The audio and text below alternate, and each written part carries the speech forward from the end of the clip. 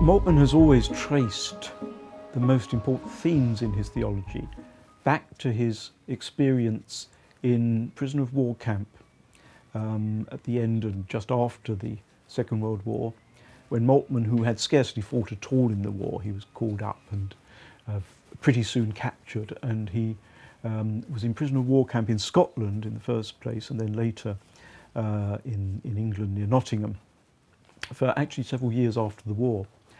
But things started at the point when he was in camp in Scotland, when after the war the atrocities of the Nazis against the Jews, all the detail about the Holocaust, which people had not been aware of at the time, became known. And Moltmann and some of his friends in the prisoner of war camp were naturally very, very ashamed of all this.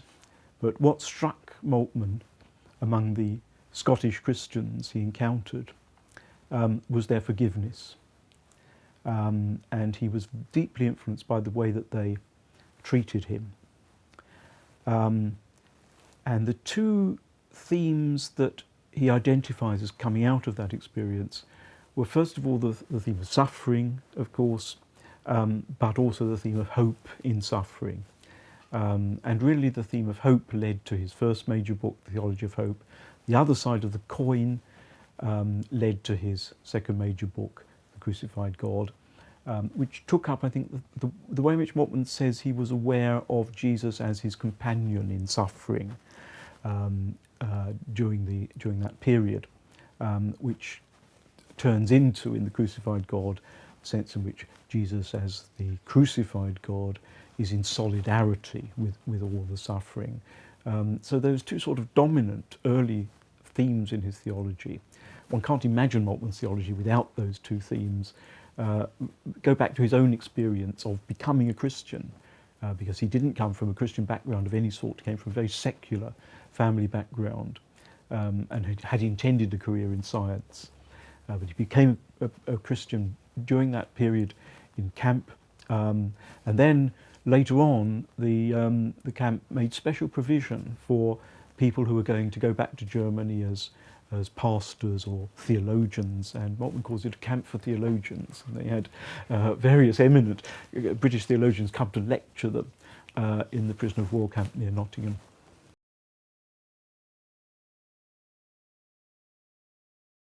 At the beginning of Moltmann's career, it was the period when he, along with quite a lot of other German theologians, thought that Karl Barth had already said everything there was to be said. And so Moltmann's early work was actually in historical theology. He didn't really think there was anything more to be done in terms of systematic or contemporary theology. And the issue that really got him moving out of that position was, of course, the issue of eschatology and hope. And he came to see that Barth's theology was inadequate in the relatively little attention it gave to the future. Its enormous emphasis on what God has already achieved and very little emphasis on the future.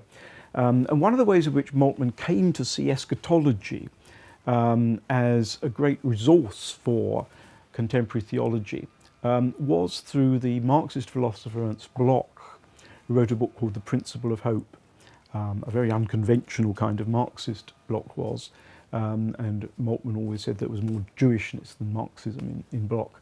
But Moltmann was very excited by this remarkable book. It's a very long, 3-volumed, complex book. But Moltmann wanted to write, as it was, something like that along theological lines, the Christian version of hope and eschatology.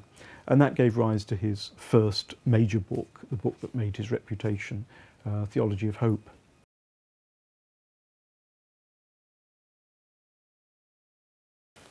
I think it would be a mistake to talk about Moltmann's Theology of Hope as though it were a book about eschatology. In the usual sense. In the usual sense, a book about eschatology would be a book that presupposed all the other Christian doctrines and comes at the end of the story and tells us about the final goal of God's purpose and so forth. Moltmann's book was actually not a book about eschatology in that sense, but a book about the eschatological orientation of the whole of theology. So it's reading the Old Testament history, the events of Jesus, particularly death and resurrection, and the church, reading all of them in the light of Christian hope. So it's kind of reorienting of theology towards the future. And that's, I think, the major thing that Moltmann's early theology did to the theological world, and beyond that to the Christian world that it eventually had a lot of influence on, was this orientation towards hope for the future. And similarly, in fact, Moltmann's second book, major book, The Crucified God, is not simply a book about the cross. It's a book about the way the cross influences our thinking about the whole of theology. And really the two turn out to be two sides of the same coin. And together they, as it were, provide the orientation for Moltmann's theology that he then takes through all the later books, many of which do deal then with specific doctrines one after the other. But he's proposing that sort of framework that developed in his two early books.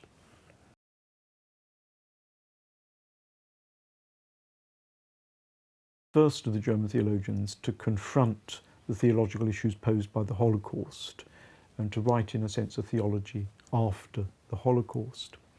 And what he does in The Crucified God is really to bring an understanding of the cross of Jesus into relationship with the Holocaust, understood as the great symbol for us of the problem of evil in the world. So it's a book about theodicy. And what Moltmann really does is to see the crucified Jesus on the cross identified with humanity in what he calls its God-forsakenness and its godlessness. So humanity at its worst and humanity at its most suffering, at its lowest point. You get both in the Holocaust. You get the extraordinary suffering that people went through. On the other hand, you have the extraordinary behaviour of those who made them go through it. So the God-forsakenness and the godlessness of the cross are Jesus' experiencing of the world at its worst. And Moltmann works with this contrast between the cross and the resurrection. So the resurrection is all the positive things, life, new life, joy, blessedness, and so forth, hope. The cross is all the negatives. And what happens in the cross and the resurrection, as Moltmann sees it, is that God in Jesus identifies with all the evil and then reverses it in resurrection. So as well as the hope for the future when evil will be overcome, which Moltmann had already done in Theology of Hope, he now injects this very strong emphasis on God in it with us, suffering with us now. So you don't just, as some people critical of Theology of Hope had it, you don't just sit around and wait for the future. The message is not just grit your teeth and bear it. The message is that God is with us in it. And that, I think, is the centre of what he's trying to say in The Crucified God.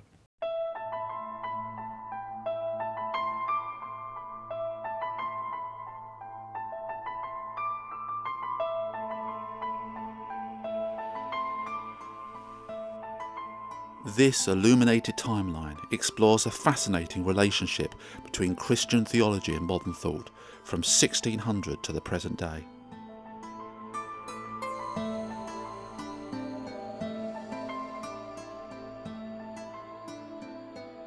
It is both interactive and multimedia.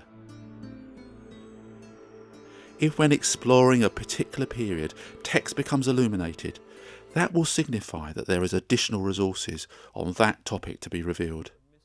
By clicking that item, a page will appear with further information, often featuring video footage of expert commentary on that author's thought. Moltmann has always traced the most important themes in his theology. But in addition to these multimedia resources, this timeline has another layer, another dimension to it. If at the bottom left-hand corner of each page you press the button entitled Movements, many of the theological and philosophical movements of that period will appear. Again, some are interactive, revealing more multimedia resources. The layout of this timeline is not complex. At the top of each page, cultural and intellectual developments are listed, and at the bottom, chronologically parallel theological works and events are found. So overall, as you can see, there is so much to explore and discover in this illustrated, interactive and multimedia timeline of the fascinating relationship between Christian theology and modern thought.